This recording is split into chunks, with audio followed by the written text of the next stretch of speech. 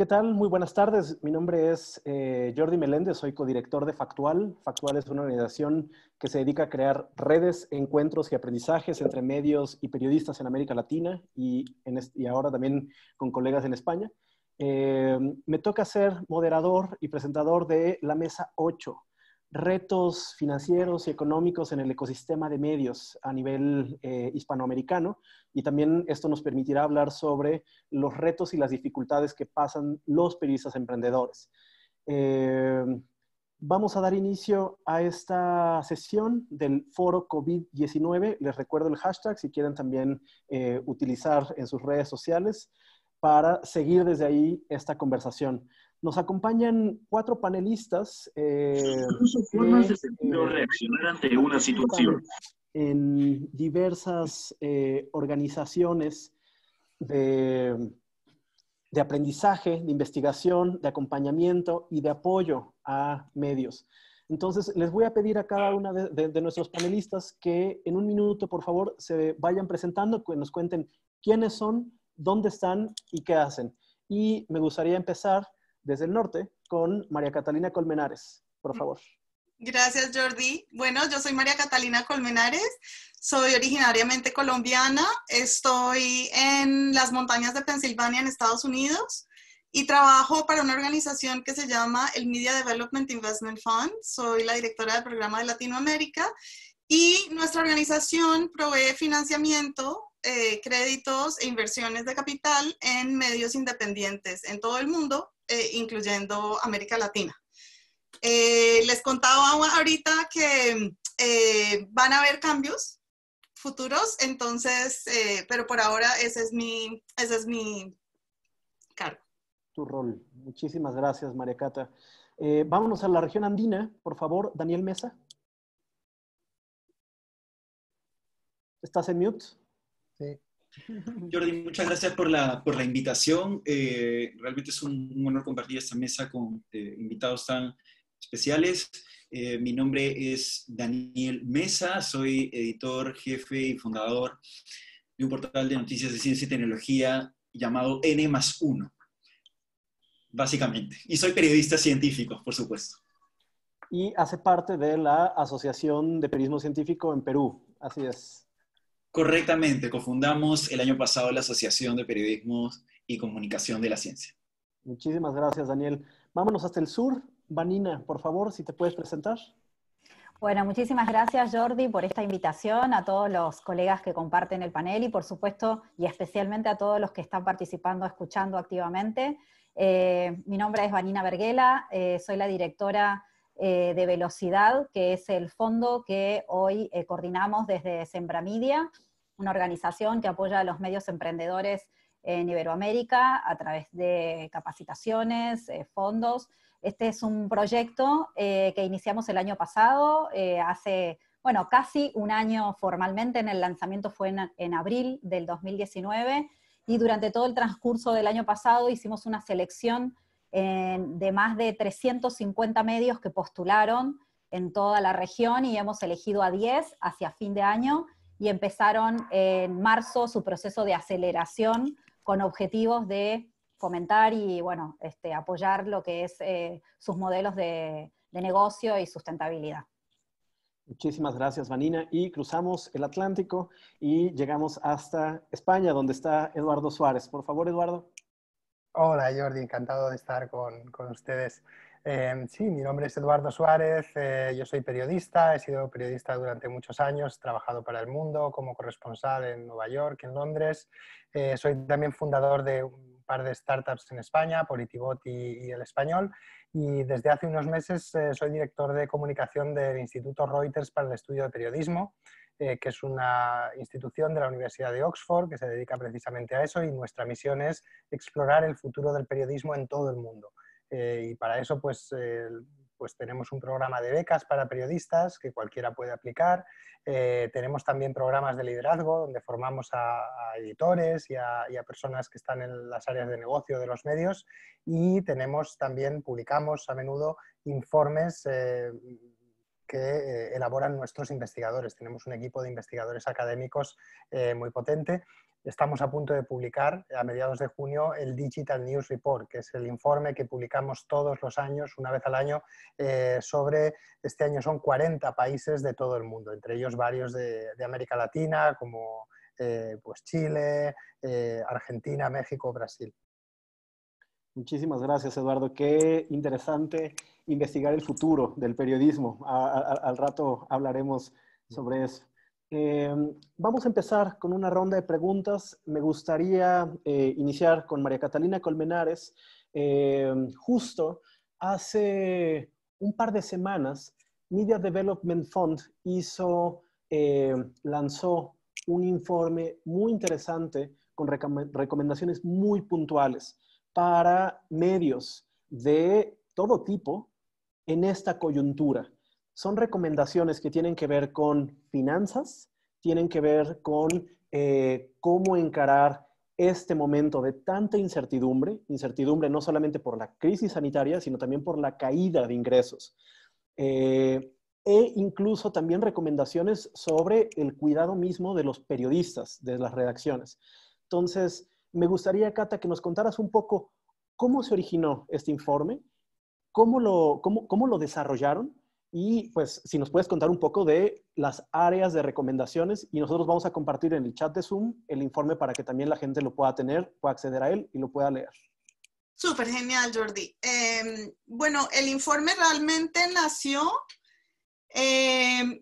como un documento interno. O sea, a medida que empezó el COVID y a medida que todas nuestras organizaciones, o sea, todos nuestros clientes que son medios, empezaron a sufrir como los efectos de la pandemia, en todas sus áreas, nosotros empezamos pues muy diligentemente a trabajar con ellos, en ayudarlos, en apoyarlos, en pensar en estrategias para, digamos, minimizar los impactos negativos, especialmente de la reducción de ingresos. Entonces, ese es el trabajo que hacemos normalmente con todos nuestros clientes, pero en este momento empezamos a ver que había obviamente como factores comunes en todos y que no todos estaban tan al tanto de lo que estaba pasando y de lo que iba a pasar. Una de las cosas muy interesantes en el DIF es que como somos una organización global, digamos, tenemos un panorama más o menos bien grande de las cosas que van pasando. Y pudimos ver en nuestros clientes de Europa y de Asia los inicios de, o sea, lo que venía. Entonces, yo por lo menos en mi región de América Latina, como siempre he estado súper pendiente de ayudar a nuestros clientes a navegar cosas, pues ahí utilizamos lo que ya venía pasando para decirles, muchachos, esto se viene, pilas, porque en América Latina se demoró un poquito como en sentirse la inestabilidad y yo creo que de lo que yo he visto hasta ahora, ha sido un poco limitado. Y no sé si quieres que te cuente por qué ha sido un poco limitado, pero más o menos así empezó y luego nosotros tenemos un departamento que se llama Media Advisory Services y en ese departamento mi colega Pat, que es maravillosa, empezó a recopilar sistemáticamente todo y entonces hacer unas recomendaciones un poco más propositivas con todas estas cosas que veníamos observando. Muchísimas gracias, Cata. Tengo abierto aquí el documento y me interesa mucho entrar a estas 4 secciones. Lo acabo de compartir en el chat de Zoom para que la gente también pueda verlo, pero se me hace muy interesante que hay 4 secciones bien identificadas. 1, cortar gastos y acaparar el efectivo. 2, ser diáfano y transparente. 3, el contenido sigue siendo el rey. Y 4, el equipo de las redacciones, el equipo de los medios no es inmune.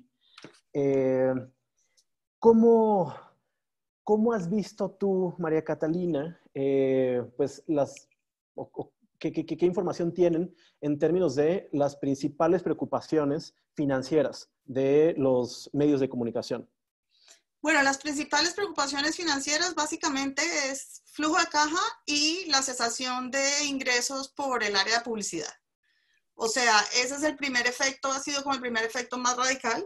En mi portafolio Latinoamérica, un poco positivo es que esas organizaciones que tenían bien diversificados sus ingresos, o sea, medios más tradicionales o medios más sólidos que tienen ingresos publicitarios grandes, se vieron mucho más afectados que organizaciones un poco más pequeñas, un poco más flexibles, que tenían, por ejemplo, algo de grants, que tenían otro tipo de servicios que vendían. Entonces, digamos, el sector publicidad es el que se ha visto increíblemente afectado, lo cual ha generado, digamos, pues bastante disrupción en los medios más grandes, que son los que venden más publicidad.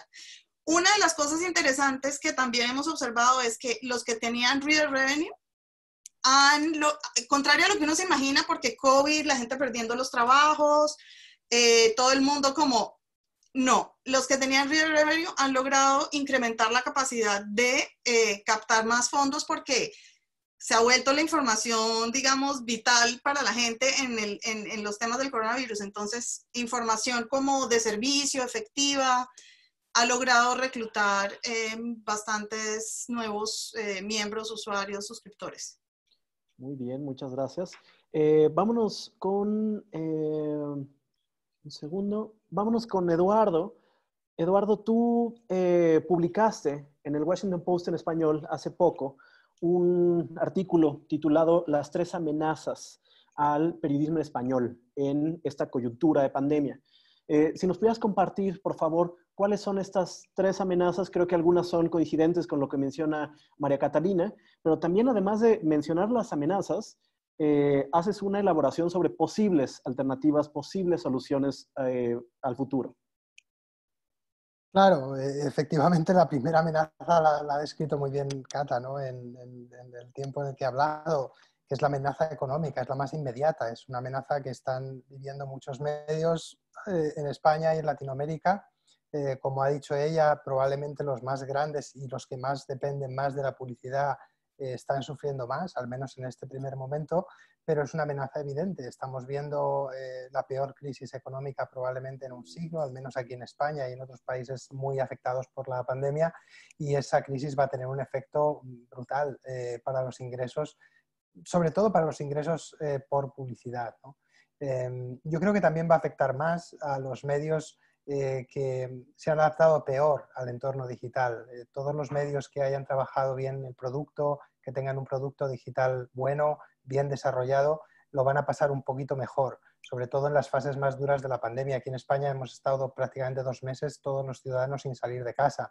Podíamos salir solo a la farmacia, al supermercado, y estaban abiertos los kioscos de prensa, pero estoy seguro, no tengo cifras, pero estoy seguro que las ventas han sido prácticamente testimoniales, con lo cual todos esos medios más grandes que tenían un 80% de ingresos de ventas del papel, de publicidad del papel, lo han debido de pasar muy mal durante estos meses.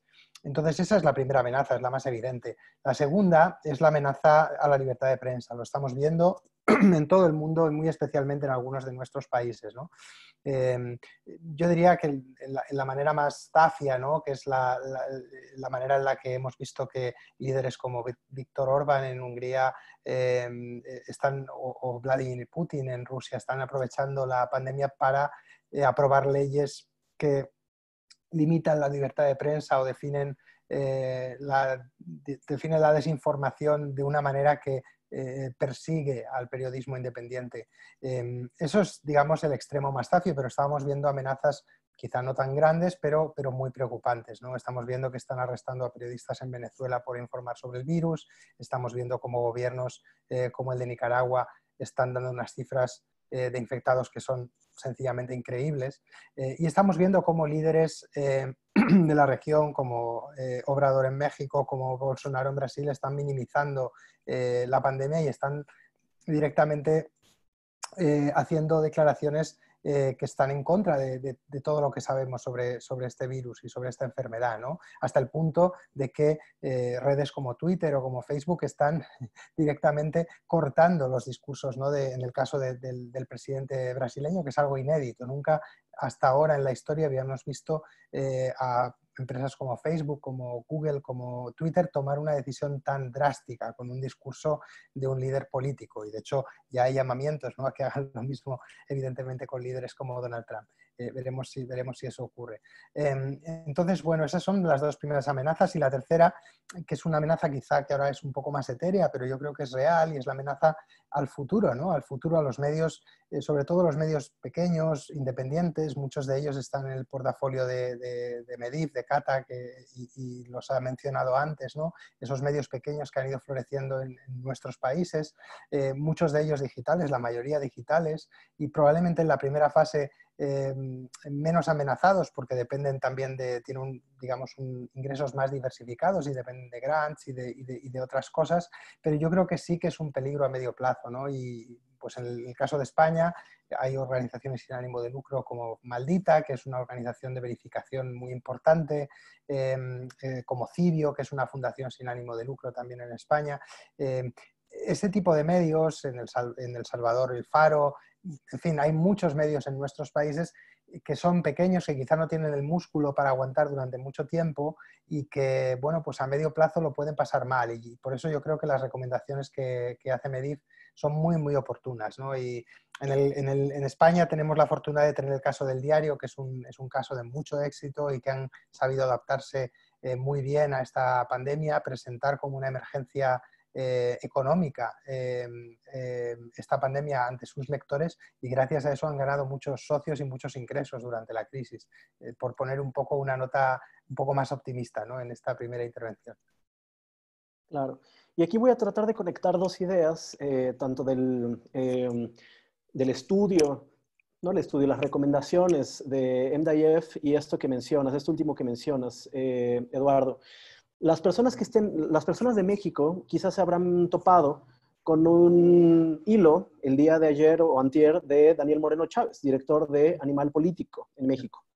Una de las recomendaciones que hace María Catalina, bueno, que hace MDIF en este listado es ser diáfano con la redacción, con el equipo directivo, pero también con los lectores, con las audiencias. Y me llama mucho la atención que Daniel Moreno Chávez, director de Animal Político, en efecto, cuenta, hemos tenido que tomar una determinación de una reducción voluntaria de 30% de los salarios de todo el equipo con la intención de poder encarar de mejor manera los próximos meses. Y hace una explicación de las finanzas, ¿no? A muy grosso modo, de cómo, aunque tienen las mayores cantidades de visitas que nunca, los ingresos se están desplomando, algo que es prácticamente consistente con la gran mayoría de medios, ¿no? E increíblemente, o quizá no tan increíblemente, por el tipo de relación que tiene Animal Político con sus lectores, pero estoy seguro que el crecimiento de suscriptores a Animal Político creció como ningún otro momento en los últimos años, ¿no? O sea, yo veía posts de personas con la captura de pantalla diciendo, me he suscrito, me he suscrito, me he suscrito. Entonces, creo que esto es algo fundamental para muchos de los medios. Sin embargo, una pregunta que estoy seguro que todos y todas tenemos también en la cabeza es, pues el bolsillo no nos va a dar nunca para suscribirnos a todos los medios. Y no vamos o sea, todos los medios no van a poder encarar de la misma manera, ¿no?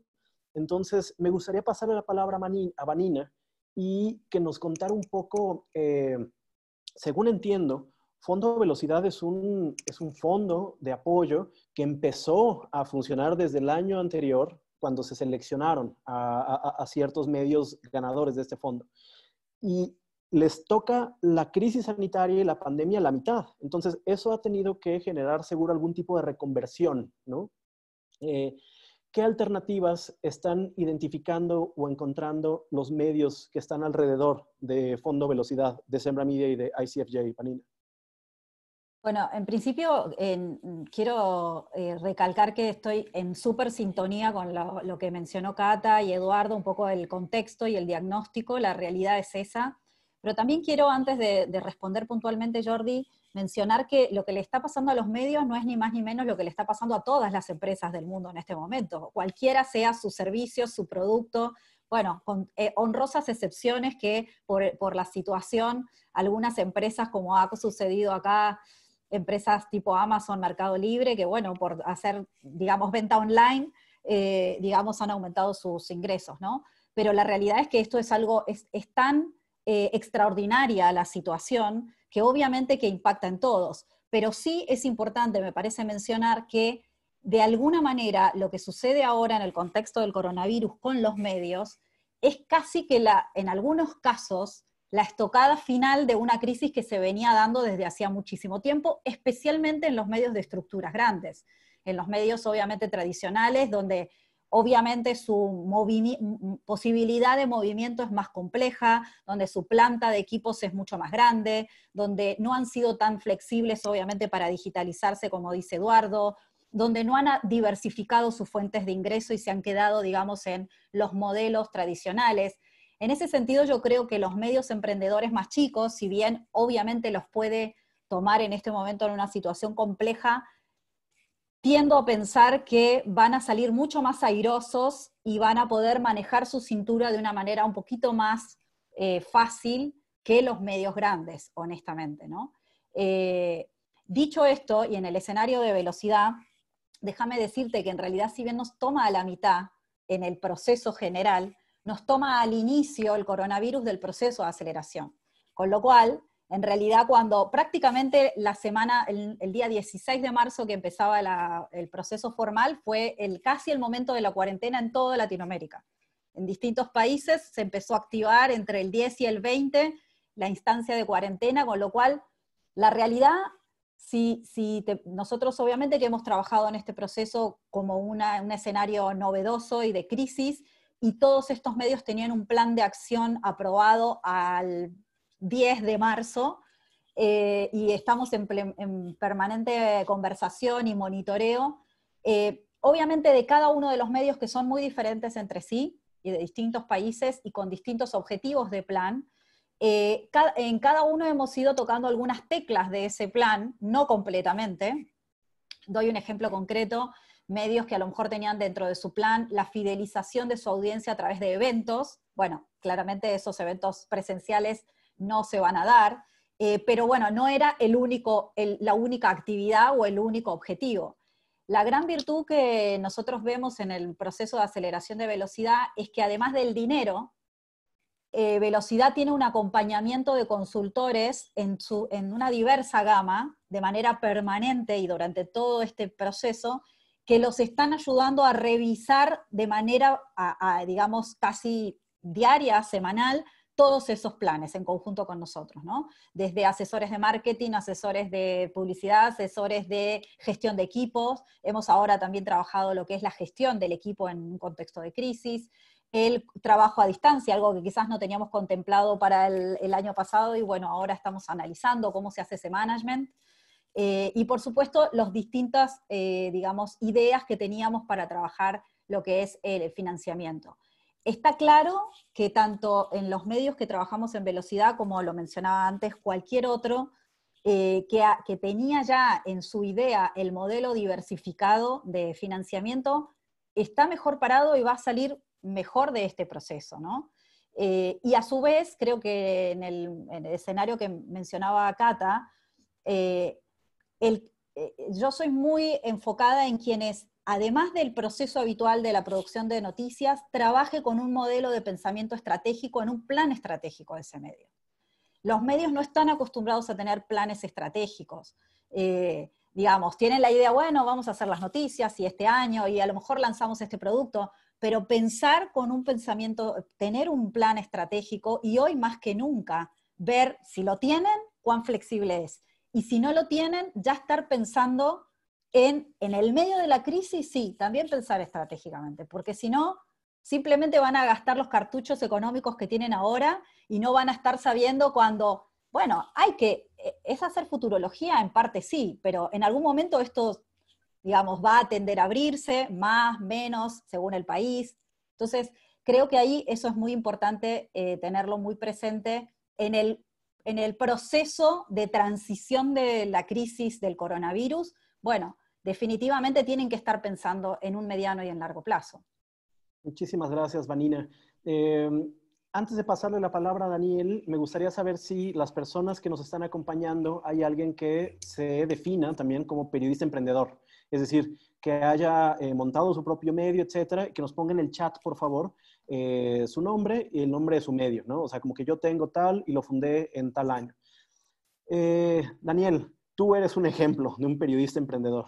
Entonces, por favor, cuéntanos un poco de qué manera ha impactado, cómo lo están sobrellevando, pues, estos retos de lo que hablábamos hace un momento, ¿no? En términos de el corte de efectivo, la caída de publicidad. Tú me comentabas que el modelo de negocio de N+1 estaba o está basado en gran parte en publicidad nativa, pues, digamos, ciertos modelos más o menos tradicionales de publicidad. Y quiero saber, me gustaría que nos compartieras si esto ha impactado y de qué manera a N+1.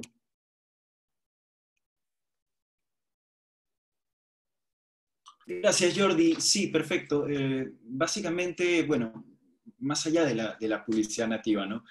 Bueno, seguramente habrá opción de profundizar en ello. Yo quería comenzar esta respuesta con lo siguiente, ¿no? Y saludando también un poco estar en sintonía y de acuerdo en mucho de lo que han dicho los ponentes anteriores, ¿no? Esta es mi frase. En verdad, los periodistas científicos y emprendedores temíamos lo mucho que nos iba a golpear la pandemia, ¿sí?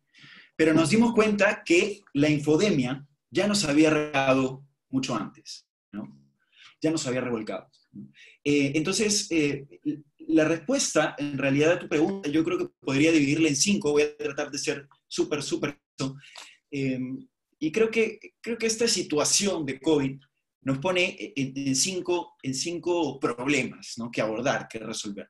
Y la primera, como ya lo dijeron los ponentes previos, es el tema del dinero, ¿no? No es el único, pero pareciera ser el más importante, ¿sí? Es el único. Eso hay que, creo, subrayarlo, ¿no? Es curioso porque los periodistas en general estamos acostumbrados a hablar y criticar y fiscalizar, ¿no es cierto?, cómo le va a las autoridades, cómo le va a, qué sé yo, a las empresas, ¿no?, en la toma de decisiones aquí, se utilizó bien el presupuesto, se utilizó mal. Bueno, esto nos pone en una paradoja súper interesante y bastante sutil, ¿no? Ya que hablas tanto de otros, vamos a ver cómo te va a ti en manejar presupuesto.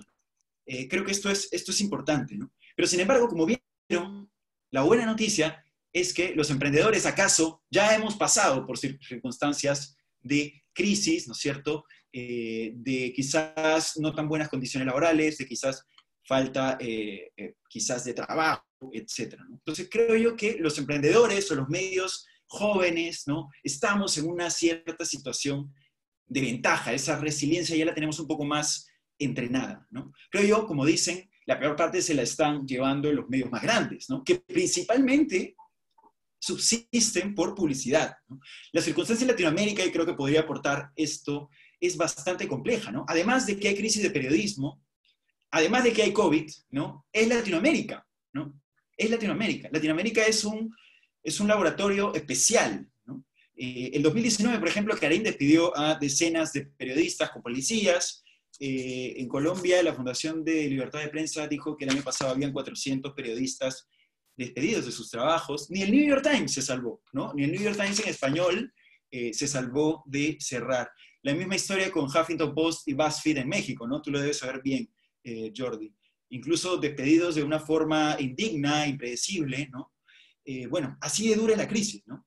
Así de dura es la crisis. Bueno, en cuanto a N+1, y creo yo, en cuanto a los periodistas emprendedores, podríamos decir que con la pandemia, la continuidad de nuestras formas de percibir ingresos, ¿no?, con contratos o alianzas que habíamos logrado, se está poniendo a prueba, ¿no? Se está poniendo, diría yo, nuevamente a prueba, ¿no? A ver qué tan resilientes o qué tan relevantes son. En el caso de N+1, como tú bien lo decías, al inicio fue publicidad nativa, después también fuimos mudando un poco a marketing de contenidos y también fuimos a alianzas educativas, ¿sí? Más o menos esas 3 son nuestras fórmulas, si se puede llamar de alguna forma. Creo yo que simultáneamente, pandemia, ¿no?, el dinero siempre ha sido un problema, ¿no? Aunque las pagas pueden negociarse, ¿ya?, y pueden llegar a, digamos, tarifas interesantes, atractivas, ¿no? El tema del dinero, por ejemplo, en países como Perú, quizás como México, sé muy bien que es así en Colombia y Ecuador. Algunas empresas grandes no tienen la obligación de pagar a empresas aliadas o empresas pequeñas, ¿no? O a otras empresas en un lapso de 3 meses, ¿no? Recién a partir del tercer mes están obligadas por ley a pagar. ¿Esto es justo? No. ¿Es bueno? No, pero es la realidad, ¿no? Es la realidad de nuestros países, en los países que nosotros vivimos, ¿no? Ahora, una segunda lección, creo yo, y voy a tratar de acelerar un poco, es tratar de vencer las viejas prácticas, ¿no? Ahora mismo que los medios grandes están cayendo, bueno, hay que cuestionarnos si es que nuestros grandes referentes son lo que hay que seguir imitando, ¿no?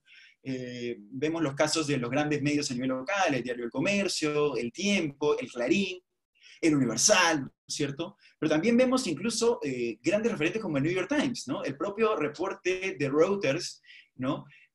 Sobre medios e ingresos en medios, dice que la propia suscripción, algo que hasta hace poquísimo se creía como algo súper importante e irrebatible, ¿no? La propia suscripción está llegando a un techo, ¿no? Incluso menciona que por el hecho de tener que suscribirnos a varias cosas, ¿no? Incluso Netflix, ¿no? Entre otros, vamos a tener que ahora suscribirnos por noticias. Bueno, esa es una de las grandes paradojas actualmente, ¿no? Y lo dice Reuters y Oxford.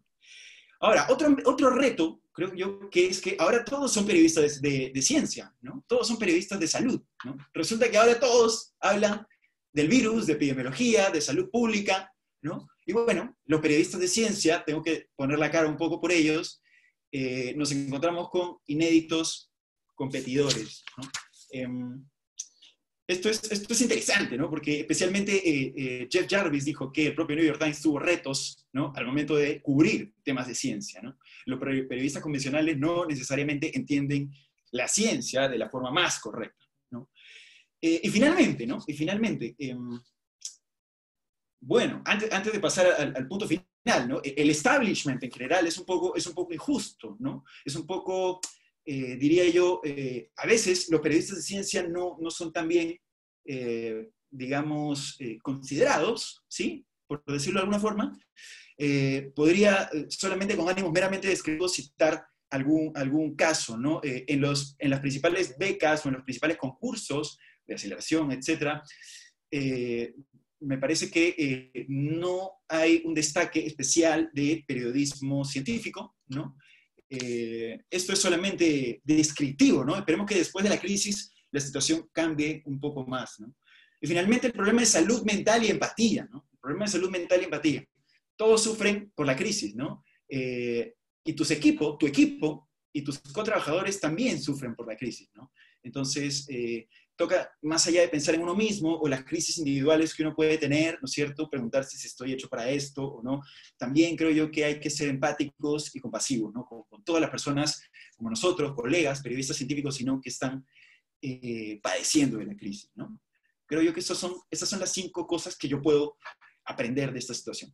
Muchas gracias, Daniel. Resiliencia, ¿no? Es un concepto muy importante. Creo que también ya lo habían mencionado un par de nuestros panelistas sobre esta idea de, pues quizá un medio grande, tradicional, una gran redacción que dependía fundamentalmente de grandes contratos de publicidad se va a poder mover un poco más lento que los medios pequeños, más acostumbrados pues a encarar las dificultades.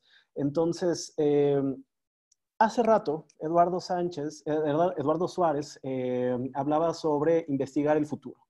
¿Qué tan fácil o qué tan difícil es investigar el futuro en un momento de tanta incertidumbre y más desde un aspecto financiero? Y una pregunta muy puntual, Eduardo. Más allá de la publicidad y más allá de las suscripciones digitales con las audiencias, ¿se avisoran otras medidas, otros métodos de generación de ingresos, particularmente en esta pandemia? Pues es la pregunta del millón, ¿no? Efectivamente, lo decía Daniel hace un momentito y tiene razón. Los estudios que hacemos en el Reuters Institute nos dicen que la suscripción es un camino difícil. Ojo, no es un camino imposible, pero sí es un camino difícil, y es un camino difícil porque todos estamos suscritos a muchas cosas, cada vez más, ¿no? Pues a servicios de streaming como Netflix o como HBO, a música a través de Spotify, también a noticias, ¿no? Algunos. Y el problema de las suscripciones de noticias es que solemos suscribirnos, al menos eso nos dicen los datos del Reuters Institute, la mayoría de nosotros estamos suscritos solo a un medio, ¿no? Algunos a dos, pero no a muchísimos, ¿no? La persona que está suscrito a muchos medios es una rara avis.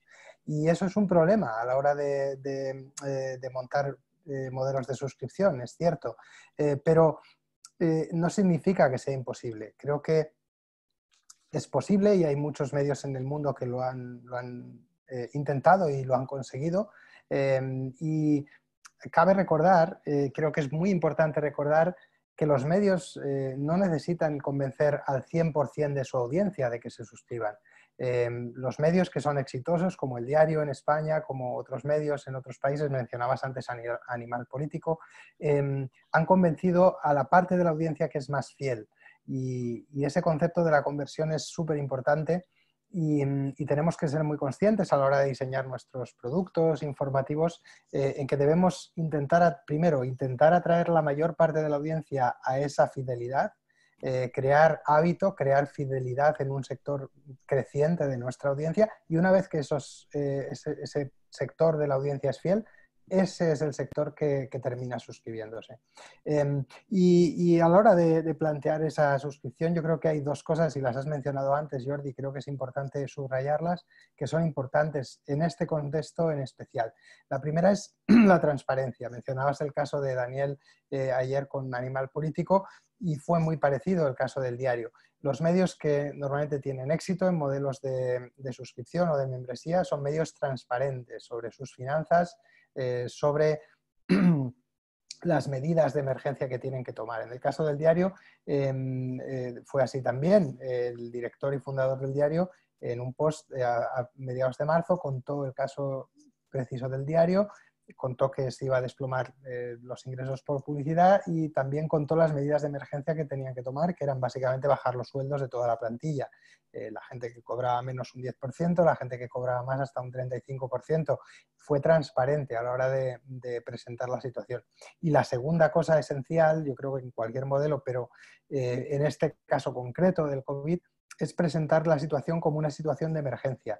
Yo creo que si el lector comprende que esta es una crisis existencial para tu medio, para el medio que ese lector consume, que el medio al que es fiel, si comprende que de su apoyo depende que ese medio sobreviva, y has conseguido antes pues fidelizarlo y crear hábito y crear esa costumbre de consumo, yo creo que esas dos cosas unidas, la transparencia y la sensación de emergencia y de crisis existencial, son muy poderosas a la hora de atraer a la audiencia. Contaba el caso del Diario. En España tenemos también el caso de Maldita, ¿no? Maldita tiene una comunidad de fieles que ellos llaman malditos, ¿no? Que es la comunidad, algunos pagan, otros no pagan, pero es una comunidad muy fidelizada, de gente que está muy en contacto con ellos, que recibe sus emails una vez a la semana, que escuchan sus podcasts, etc. Y esa comunidad tenían, creo que eran 20 y pocos mil antes de la pandemia, y a base de esa transparencia y de ese hábito que han conseguido crear, ahora tienen casi 40.000, ¿no? Es algo que es esencial, o sea, crear hábito y crear fidelidad primero, y luego ser transparente sobre tus finanzas. A la hora de modelos, pues evidentemente la suscripción y la publicidad son los más evidentes. Hablaba alguien antes de los eventos, ahora es más complicado, aunque muchos medios están haciendo eventos virtuales. Tortoise en el Reino Unido los está haciendo muy bien, y otros medios en otros países. El Diario tiene algunos formatos también aquí. Y bueno, pues lo importante es encontrar las mayores vías de ingresos posibles y diversificar, como decía también María Cata al principio. Muchísimas gracias, Eduardo. Una pregunta abierta para María Cata y para Vanina. También, si gustan dar seguimiento a lo que acaba de mencionar Eduardo, pueden hacerlo.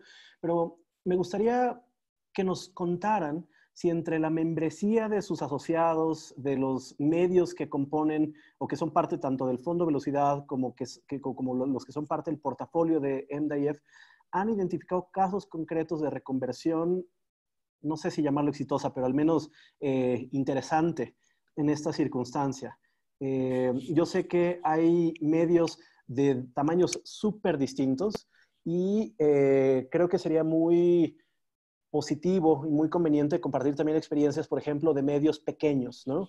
O de medios que estén en lo que comúnmente se le llama el sur global. Cuando dices reconversión, Jordi, ¿a qué te refieres? Si han tenido que modificar algo en su estructura de negocios o si han tenido que reestructurar también pues, sus finanzas internas. Sí, yo creo que, o sea, todavía no es clara las reestructuras, pero creo que sí se han tenido que mover de muchas formas para poder abordar los retos. Y una de ellas, por ejemplo, es organizando rápidamente productos y contenidos alrededor de todo el tema del COVID. O sea, el COVID le cambió la vida a la gente. Para los medios significa, por ejemplo, tráficos mucho más grandes. Para algunos medios que tenían tráficos grandes y ahora tienen más grandes, igual significa la disminución de la publicidad programática, porque el tema coronavirus de todas maneras pertenece a una categoría, digamos, blacklisted.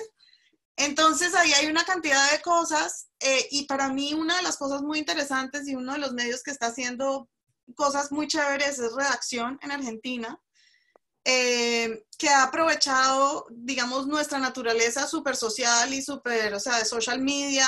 En Argentina es impresionante, en Latinoamérica en general somos de muy social media. Entonces, por ejemplo, la cobertura de Redacción en Instagram, todo lo que tiene que ver con sus newsletters, que ahora la gente está en la casa, tiene más tiempo de leer, no quiere leer todo el día temas sobre el COVID, pero también newsletters muy específicos sobre otros temas.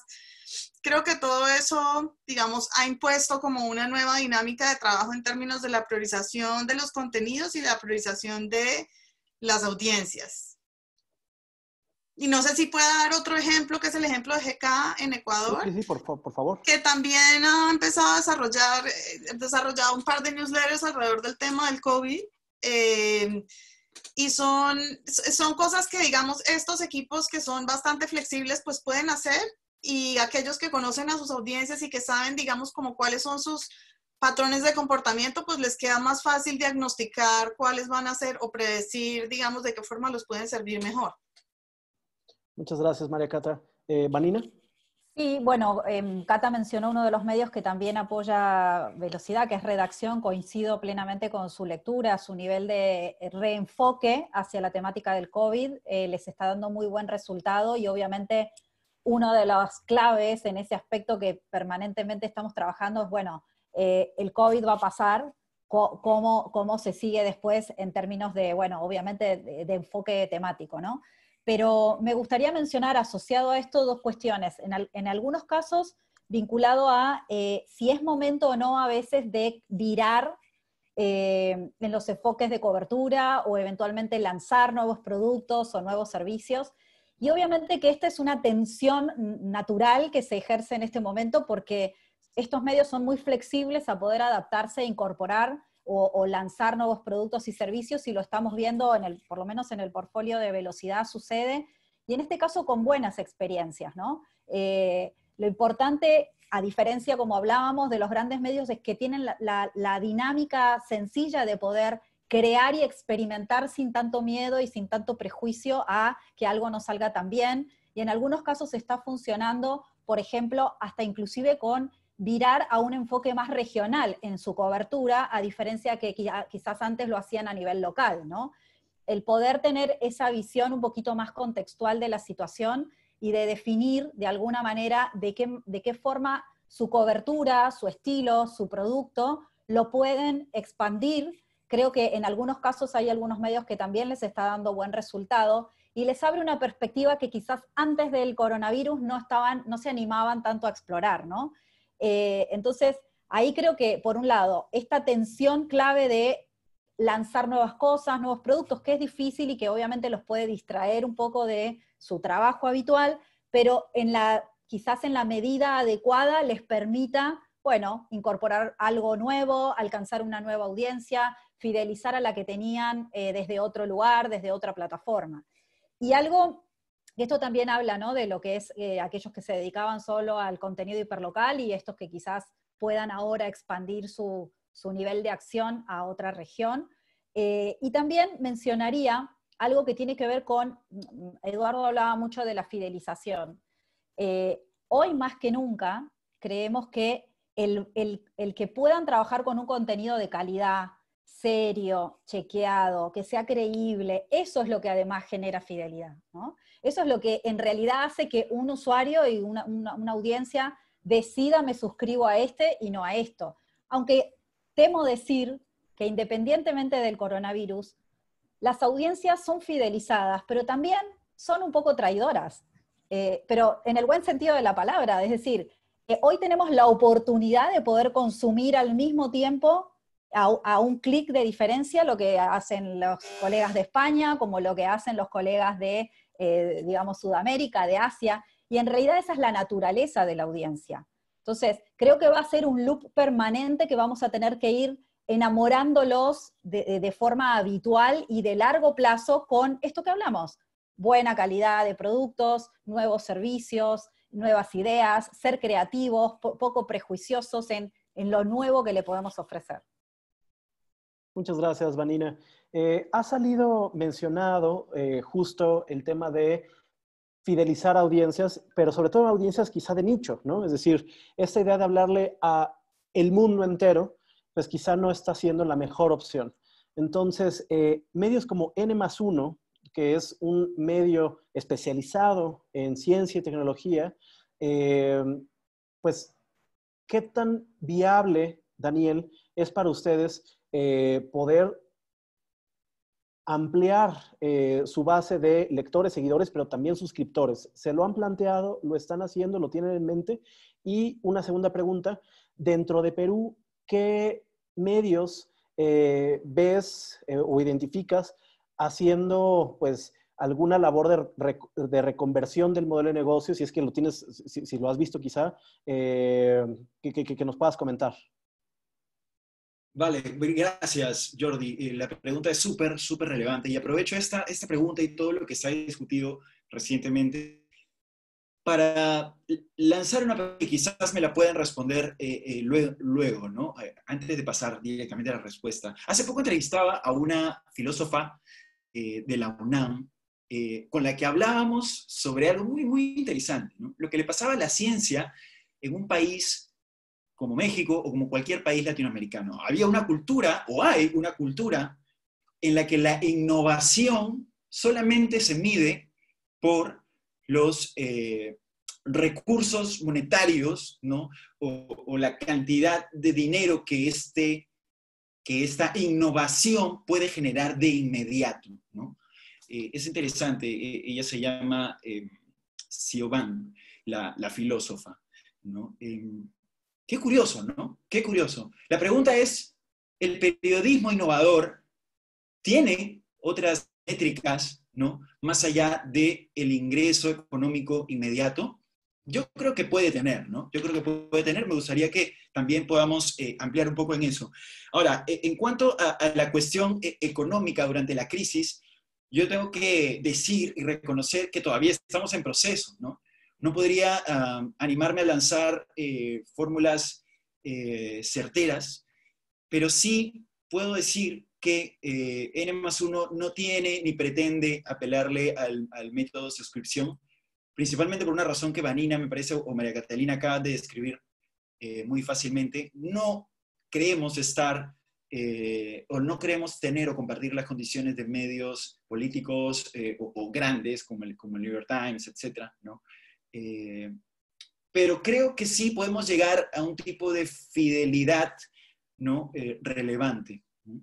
Que nos permita, por ejemplo, solicitar donaciones, pero no donaciones por mera caridad, sino a cambio de educación, por ejemplo, ¿no? Es un modelo que, por ejemplo, lo practica Radio Ambulante, ¿no?, que ahora está asociada con NPR, pero también capta ingresos a través de educación. Es decir, puedes llevarte este aprendizaje, ¿no?, como por ejemplo en comunicación, en escritura, en comunicación de la ciencia, en oratoria, en habilidades blandas, a cambio de una contribución que va a seguir apoyando este periodismo científico, ¿no?, que quizás no toque cuestiones inmediatistas, ¿no? Ultracoyunturales, pero sí que lo son en el nicho de la ciencia y la tecnología, ¿no? Y vas a poder seguir permitiendo que haya esa información de periodismo científico abierta, ¿no? Y creo que este es un método en el cual nos estamos enfocando ahora mismo y vamos a seguir buscándolo en el futuro. ¿Que vamos a intentar otras cosas? Claro que sí, claro que sí. Y las grandes lecciones que tenemos, no solamente de la crisis de COVID, sino de la crisis en general de los medios y de los medios emprendedores o los medios jóvenes alternativos, ¿no?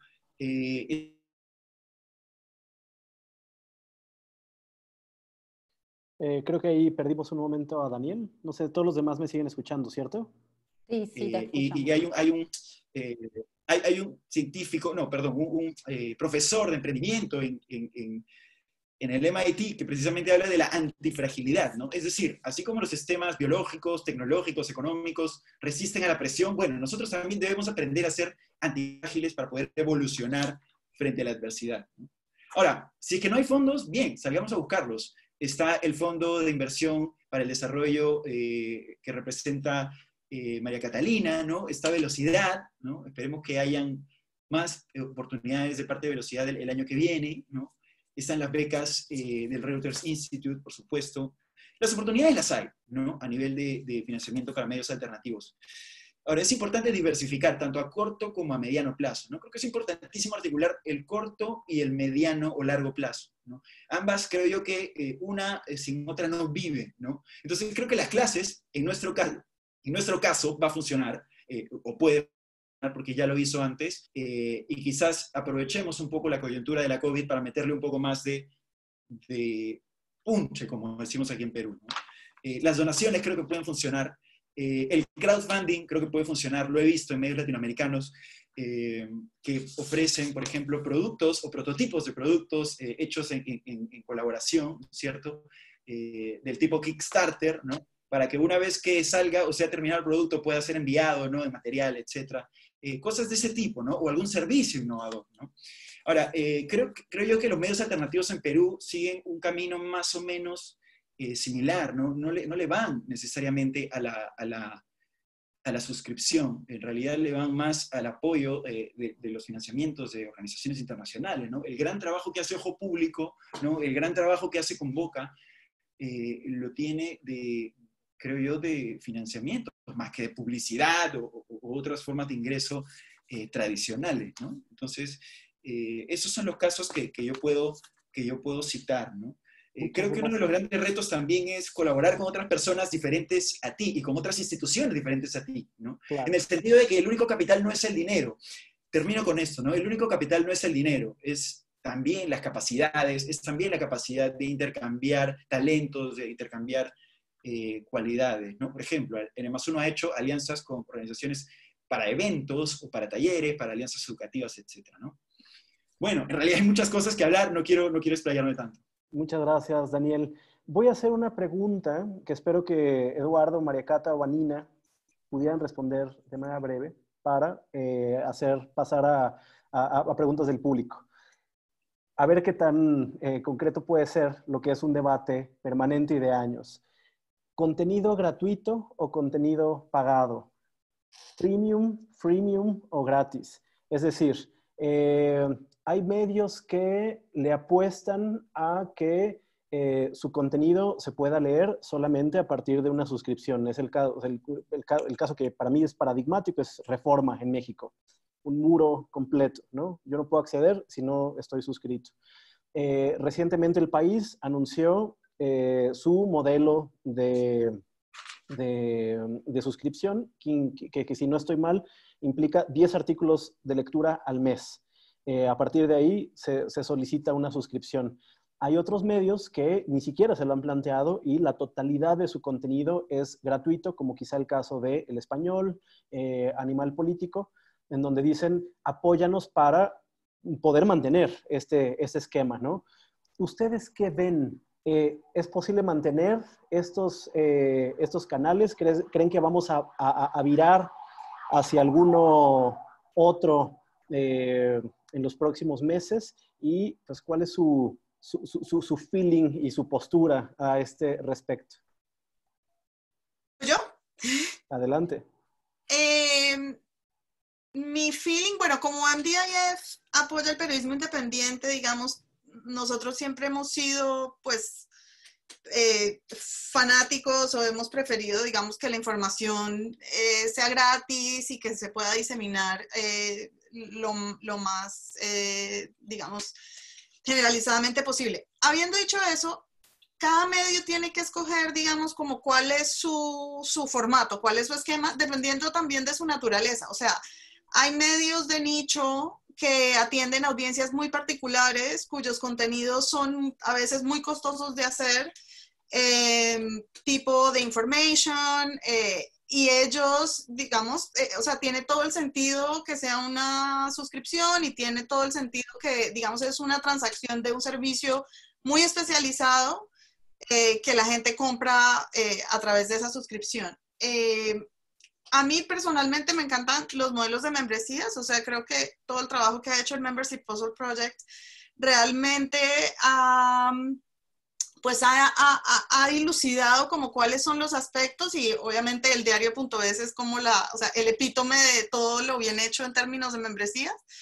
Y yo creo personalmente que en este cambio de panorama que estamos viendo en América Latina, donde hay periódicos como el periódico de mi familia, que es un medio local, muy querido en su entorno, pero con una mentalidad muy tradicional de como suscripción y como todavía impreso. El tema de membresías en esas regiones y en esas áreas locales no ha sido explorado.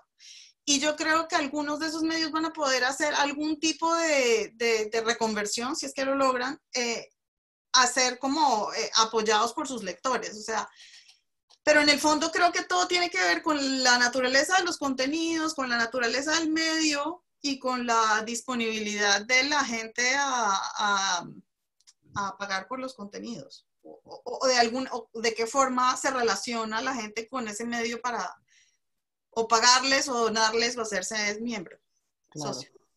Muchas gracias. Eduardo, Vanina, ¿quieren responder? ¿Se animan?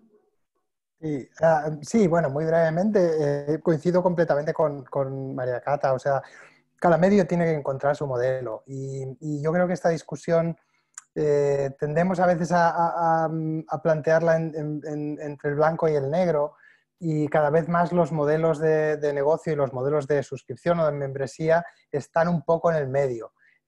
Cada vez hay menos medios que lo den todo gratis, y cada vez hay menos medios que tengan un muro completamente cerrado, ¿no? Como el del Times de Londres, por ejemplo, o el de Reforma que citabas, que no lo conozco.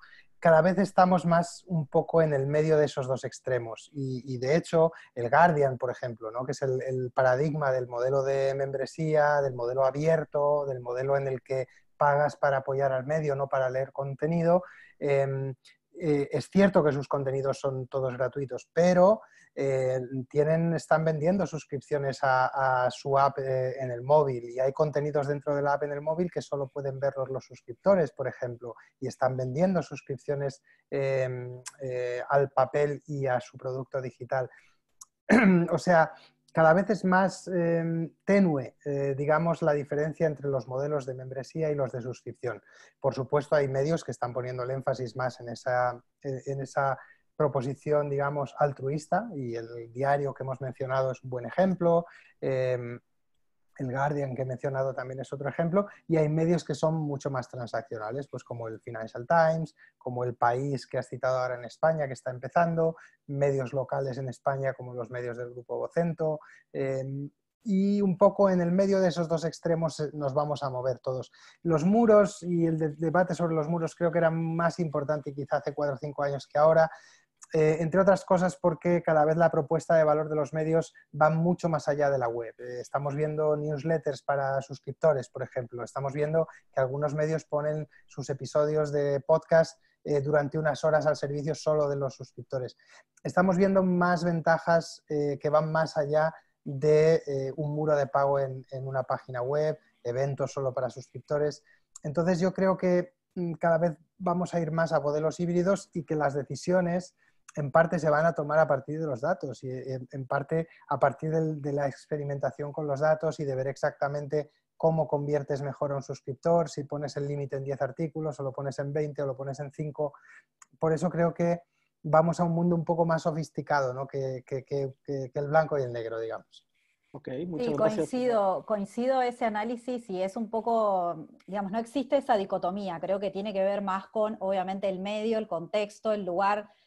Cata hablaba de los medios locales y este es algo extraño porque siempre en Argentina, digamos, al ser un país tan grande y tan extenso, hay medios locales muy importantes en cada provincia y extrañamente no han nunca ejercido la posibilidad de definir realmente, salvo uno, que es de la provincia de Córdoba y hace relativamente poco tiempo, el hecho de tener un modelo, sea o de membresía o de, en su momento, de pago, ¿no? De muro de pago, que era como el modelo que los medios tradicionales tenían como en su faro, ¿no? Y quiero compartir un análisis de estas últimas semanas que me llamó mucho la atención acá en Argentina, y fue que inmediatamente cuando empezó el coronavirus, los medios grandes, tradicionales, que tienen muro de pago, con el objetivo de brindar un servicio social, levantaron, digamos, su compuerta del muro de pago y extrañamente, o no extrañamente, era lo obvio que iba a pasar, era que entró muchísima gente a consumir, porque sabemos que los niveles de audiencia en estas semanas, meses han sido enormes y gran tráfico, y la realidad es que no podían cobrar nada por eso porque ya habían abierto la compuerta, ¿no? Entonces, la gran pregunta que nos hacíamos con algunos colegas mientras esto sucedía, como en la periferia de la conversación, era cómo es que no pensaron en niveles de dosificación, en generar productos específicos, en permitir quizás una curación de cierto contenido, el crítico, el informativo, el de servicio para esa audiencia gratis, pero todo lo que era análisis, contexto, opinión, las cabezas interesantes del medio, las estaban regalando gratuitamente. Entonces,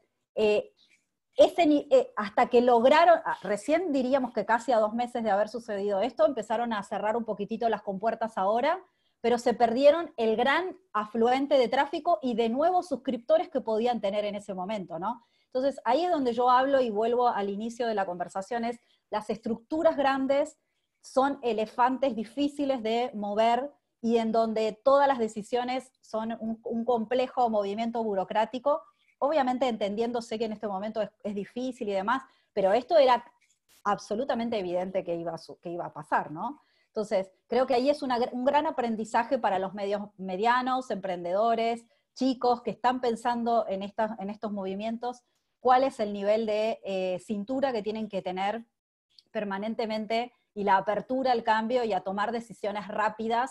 Y otro punto importante, y no me quiero extender, es, va un poco en sintonía a lo que mencionaba Eduardo, tienen que conocer más a las audiencias. Hacen poco trabajo de campo de análisis de sus audiencias y lo tienen que hacer de manera permanente. Sobre todo estos medios que tienen recursos para hacerlo, ¿no? No es una vez al año o nos quedamos con el estudio que hizo fulano. Tienen que tener un área de monitoreo permanente y de indagación de sus audiencias desde el aspecto antropológico, sociológico, psicológico. Y es algo que creo que muchos grandes medios todavía de nuestros países no atienden y no atacan como para, bueno, un poco empezar a darles a la carta, de alguna manera, los distintos productos, los distintos servicios, los distintos contenidos, ¿no? Creo que ese es parte del horizonte que creo que está faltando un poco explorar. Muchísimas gracias, Vanina. Me encanta que haya salido el tema de las membresías, porque como evidentemente decían, una suscripción es algo mucho más transaccional, ¿no? Una membresía puede ser algo más fluido, amplio. Hay membresías que son, haz parte, hagamos equipo, dónanos horas, dónanos talento, no necesariamente dinero, ¿no? Y creo que eso responde parcialmente a una reflexión que Daniel Mesa ponía desde el inicio, es decir, pues no solamente es dinero, no solamente es plata, también puede haber otras fórmulas para medir el impacto y la relación con las audiencias. Les voy a poner en el chat de Zoom a las personas que nos acompañan la base de datos de The Membership Puzzle Project, en donde tienen pues identificadas cientos de opciones de suscripción y membresía de medios a nivel global, que puede ser muy útil para, pues, conocer un poco de ideas, ¿no? La mayoría están en inglés, pero hay medios de El Salvador, de Guatemala, de Argentina, de México, de Perú. Entonces vale mucho la pena que puedan mirar ese link. Hay dos preguntas que me parecen muy interesantes y que quisiera hacer al panel. No están dirigidas a ninguna persona en especial, pero Javier Cruz Mena, de México, de la UNAM, es una pregunta larga, voy a tratar de resumir. Dice, bueno, estamos en un momento en donde los periodistas de ciencia pues son más necesarios que nunca. Y al mismo tiempo, los periodistas, digamos, no especializados, han tenido dificultades para especializarse a toda prisa. ¿Cómo podemos hacer, cómo se puede hacer que desde los medios se ponga al mismo nivel de relevancia, pues sí, al mismo nivel de relevancia, de importancia y seguramente también de proyección de sueldo a los periodistas de ciencia, los periodistas especializados, que a los colegas más respetados, ¿no? ¿Ideas, algo que se les ocurra? Bueno, no sé si nosotros podemos responder a eso, en realidad es más lo que le toca al medio de alguna manera valorar el trabajo, en este caso, de los periodistas científicos. Acá en Argentina ha sido una gran discusión y sé que en otros países de la región también, porque obviamente con lo que ha sido la flexibilización y la reestructuración de los medios han ido despejando a los especialistas de educación, al especialista en ciencias, ¿no? Digamos, esas especialidades tan interesantes y que, bueno, se han quedado quizás con los de economía nada más, los de deportes y espectáculos. Yo creo que hoy más que nunca es cuando tienen que tomar valor estas especialidades, pero bueno, ya ese es un trabajo, me parece, de revisión interna de cada uno de los medios, en donde obviamente lo que es no solamente ciencia, sino como indiqué antes, salud, educación, creo que son 3 materias que hemos dejado de visibilizar en los medios de comunicación, algunas veces pecando únicamente de entrevistar al médico o al científico, y no teniendo dentro de su planta de trabajo, digamos, a estos periodistas que se forman para poder traducir de alguna manera, de una forma más amable, las complejidades que tienen estas ciencias, ¿no? Evidentemente eso es una tarea que le toca a quien tiene en su medio la posibilidad de contratar a alguien. Claro. Eso es algo... perdona, Dani. Sí. No, adelante. No.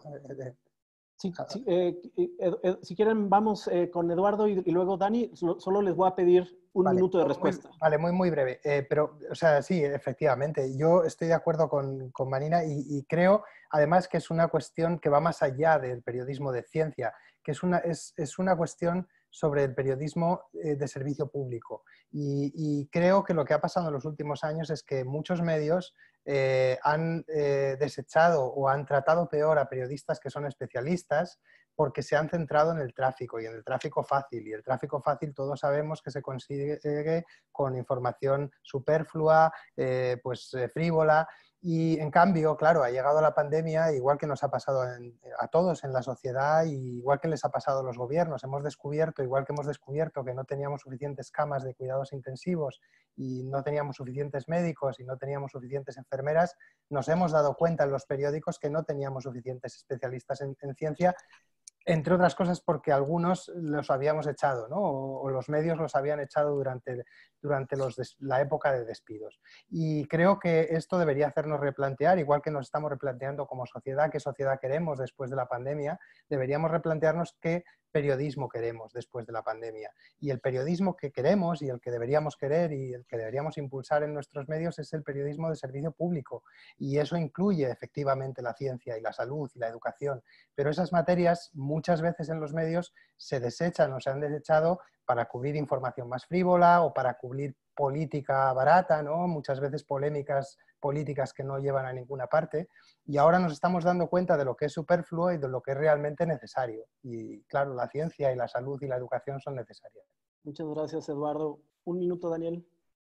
Gracias, Eduardo y Jordi. Bueno, la reflexión de Eduardo, pues totalmente de acuerdo, ¿no? yo quiero citar a Rasmus Claes Nielsen, director del Instituto Reuters. Él dice que los publicadores del 2020 aceptarán crecientemente que construir negocios que queremos es más importante que pelear contra la muerte de los negocios que teníamos, ¿no? Bueno, mi principal aporte aquí, ¿no? Complementando un poco lo de Nielsen, es que el periodismo científico debe estar en ese universo de negocios que queremos, ¿no? En tiempos de pandemia, y este es un mensaje para otros periodistas científicos, emprendedores como yo, es el mejor momento para hablar de la relevancia y de la importancia del periodismo científico en nuestra sociedad, ¿no? Y que a nosotros, los emprendedores de periodismo científico, veía ahí a Ciencia del Sur, conozco a los colegas de Ciencia del Sur, que se nos escuche cada vez más con especial atención, ¿no? Y creo que una de las cosas o una de las buenas recetas a las que podríamos apelar, lo acaban de decir los interlocutores anteriores, ¿no? Los nichos, ¿no? Creo que es una opción. Los nichos en la ciencia y en la tecnología están más disponibles que nunca en América Latina, ¿no? ¿Qué tal si dejamos de saturar como periodistas, ¿no? La coyuntura política, la economía, el entretenimiento y los deportes, y pensamos en coyunturas un poco más específicas, ¿no? Ahí está precisamente la ciencia y la tecnología. ¿Qué tal o cómo le está yendo a la gente que ha hecho ahora en tiempos de la telecomunicación, por ejemplo, ¿no? O en la teleeducación? ¿O qué tal si hablamos de desiertos en Sudamérica para cazadores de estrellas, ¿no? De estrellas, ¿no? O cualquier otra materia, ¿no? Puede ser paleontología de primates, o puede ser problemas sociales diversos. Es decir, realmente tenemos muchos campos por explorar, ¿no? Y también el tema de la localidad, ¿no? ¿Qué está pasando en las provincias o en las regiones, ¿no? Ahora, es importante y realmente no quisiera que se quede esta discusión en qué deben hacer los otros, o qué deben hacer los periodismos, los medios grandes de periodismo, ¿no? O qué deben hacer los empresarios, o qué debe hacer el gobierno por nosotros, ¿no? Quiero subrayar lo que dijo en su momento María Catalina, y Vanina también lo subrayó. El periodista científico debe pensar en estrategia también. Estrategia es trabajo serio, ¿no? ¿Cómo llegamos a esos nichos? Sí, escoger un nicho es un gran primer paso. N+1 lo logró en su momento, hace 4 años. Pero también debemos pensar en estrategia, ¿no? Cómo nos encontramos con nuestros lectores, cómo hacemos que este plan sea atractivo también para esas personas que van a invertir en nosotros, tanto como para los lectores como para las organizaciones, ¿no? En el caso del periodismo científico, creo yo que nuestro público principal a nivel de organizaciones son las universidades, ¿no? O los centros de investigación, o las políticas públicas, en ese sentido, que quieran financiar o fomentar la innovación, ¿no? Y finalmente, diversificar a largo plazo también. No solamente es cuestión de ahora para salvarnos de la crisis, ¿no? Sino también que podamos poner nuestros conocimientos para talleres, ¿no? Alianzas educativas, asesoría, ¿no? Es decir, si medios grandes adaptaron ingresos por la publicidad, captaron ingresos por la publicidad, ¿por qué nosotros no podríamos hacer, digamos, diversos roles, ¿no? Que generen ingresos? Creo yo que esa es una de las grandes lecciones, ¿no?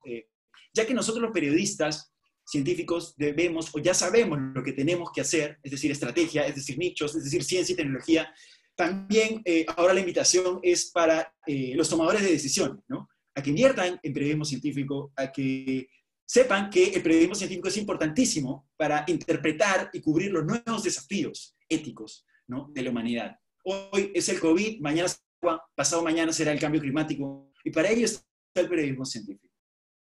Muchas gracias, Daniel. Bueno, nos quedan 5 minutos, entonces les voy a hacer una pregunta final. Y pues me gustaría escuchar pues una reflexión también a título más personal de cómo han vivido ustedes esta coyuntura en términos de pues cómo han manejado la incertidumbre, porque no solamente toca lidiar con la incertidumbre personal, sino también toca lidiar con la incertidumbre de decenas o cientos de colegas de medios con los que ustedes trabajan, y que pues eso es complicado a veces de recibir, ¿no? Es decir, cada quien es un ente, un individuo que tiene sus propios problemas, y de pronto seguro que hay otras 10 personas, 100 personas diciendo, oye, dame recomendaciones, ideas, ayúdame a pensar. ¿Cómo se lidia con estos niveles de incertidumbre en esos dos planos. Y bueno, nada, les dejo un mensaje final para la última parte. Vanina, ¿cómo ha sido para ti, para Fondo Velocidad, para las personas que están detrás, pues este proceso? Bueno, la realidad, como les dije al principio, es que a esto nos tomó en el inicio de un proceso muy importante del proyecto, así que casi como que no hubo mucho tiempo de, digamos, no digo no preocuparse, pero no hubo tiempo de paralizarse, sino más bien de actuar. Básicamente las primeras semanas inclusive lo que hicimos fue mucha conversación con cada uno de los medios ganadores y además obviamente dentro de los equipos que estamos coordinando este proyecto, que también está bajo la coordinación de ICFJ, la otra organización aliada que coordinamos.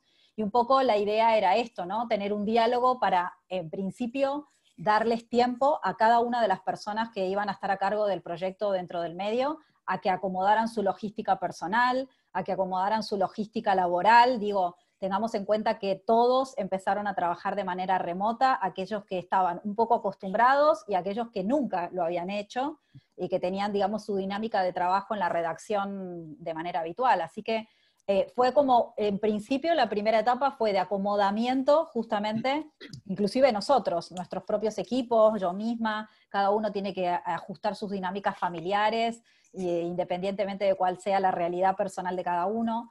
Así que bueno, básicamente ha sido así. Manejar la incertidumbre, creo que nadie sabe manejar una incertidumbre de esta magnitud, en donde tu amigo, tu familiar, tu colega y el lugar de la gente con la que trabajas manejan la misma ansiedad, el mismo temor, la misma incertidumbre. Nunca estuvimos todos al mismo tiempo en la misma sintonía, así que en realidad no puedo responder a eso, simplemente fue trabajar muchas horas, seguimos trabajando creo más horas que antes para poder acoplar a esta situación y bueno, estar permanentemente en diálogo y monitoreo de las situaciones inclusive más extremas personales de algunas de las personas con las que trabajamos, ¿no? Con situaciones de salud, obviamente muy, muy complejas.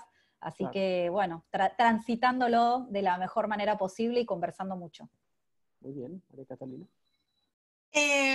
Bueno, nosotros en MDIF transitamos la incertidumbre, específicamente en el trabajo con los clientes, de formas que están descritas en la primera parte de las recomendaciones. Es decir, ¿qué parte de la incertidumbre se puede programar o proyectar? Entonces empezamos a trabajar muy de cerca con los clientes para poder establecer, digamos, en esos medios rápidamente estados financieros, flujos de caja, suponiendo una disminución del 30, del 50, del 70% de los ingresos, moviéndola de 6 meses, ¿qué pasa si dura 12 meses? ¿Qué pasa si son 18? Es decir, tratando de poder contemplar todos los escenarios posibles, cosa que cualquier incertidumbre futura, de alguna forma hayamos, digamos, pensado cómo abordar si pasa esto, cómo abordar si pasa aquello. Y otra de las recomendaciones que yo creo que es muy importante y que yo de verdad quiero enfatizar, no importa el tamaño del medio, no importa si es grande, pequeño, emprendedor, no emprendedor, tener datos al alcance, tener buena calidad de reportes, tener buena calidad de información, permite manejar cualquier situación mucho mejor, porque entonces uno puede, o sea, uno tiene ya la información y uno puede hacer las proyecciones necesarias, puede hacer, pero en algunos casos, y no solo hablo de la parte financiera, digamos, en temas de audiencias, en temas de analytics, o sea, tener buenos sistemas de información y actualizados permite, digamos, como vislumbrar ¿qué tipo de respuesta puede uno generar ante un tipo de afectación? Entonces, básicamente, así nos hemos centrado y luego a nivel interno y a nivel personal, pues ya creo que cada quien tiene sus herramientas para lidiar con ello. Recomendamos mucho también como reunirnos con los colegas, o sea, como hacer como sesiones de terapia colectivas, en fin. Hay que... Claro. Y tener muy presente la salud mental de las personas que, pues, que trabajan en los medios, que trabajan en las diferentes organizaciones, o sea, estar muy pendientes de cómo esto va afectando, porque no todo el mundo le afecta distinto ni en el mismo momento, en fin. Claro. Sí, justo aquí, o sea, les comparto que pues semanas antes de que empezáramos con la organización de este foro, en Factual intentábamos tener al menos una vez a la semana una reunión de todo el equipo de manera virtual para hablar de cualquier cosa que no fuera trabajo, ¿no? Simplemente para saber cómo estaban, cómo lo estaban sobrellevando, etcétera. Entonces, esto último que dices se me hace muy pertinente, María Catalina. Eduardo, la misma pregunta y te voy a sumar una más. ¿Qué podemos esperar desde el Instituto Reuters? No sé si ya estén en proceso de algún nuevo estudio, algunas nuevas recomendaciones, algo que podamos esperar en los próximos meses. Claro, sí, te cuento muy, muy brevemente. En el plano personal, pues bueno, la verdad es que a mí me ha sorprendido todo en Madrid porque estaba aquí para unas conferencias a mediados de marzo que se suspendieron. De repente tuvimos todo el confinamiento y llevamos 2 meses aquí, tanto mi pareja como yo. Para el Reuters Institute ha sido un shock porque estamos acostumbrados a trabajar ahí en nuestro bonito edificio de Oxford y llevamos prácticamente 2 meses todos en remoto, cada uno en su casa. Hemos reconvertido toda la actividad del instituto en una actividad virtual, incluidas las fellowships que tenemos. Hemos empezado a organizar unas sesiones, unos seminarios web todos los jueves, que no hacíamos, es algo que no hacíamos y hemos empezado a hacer y han tenido bastante buena acogida. En términos de investigación, estamos también adaptándonos a la pandemia.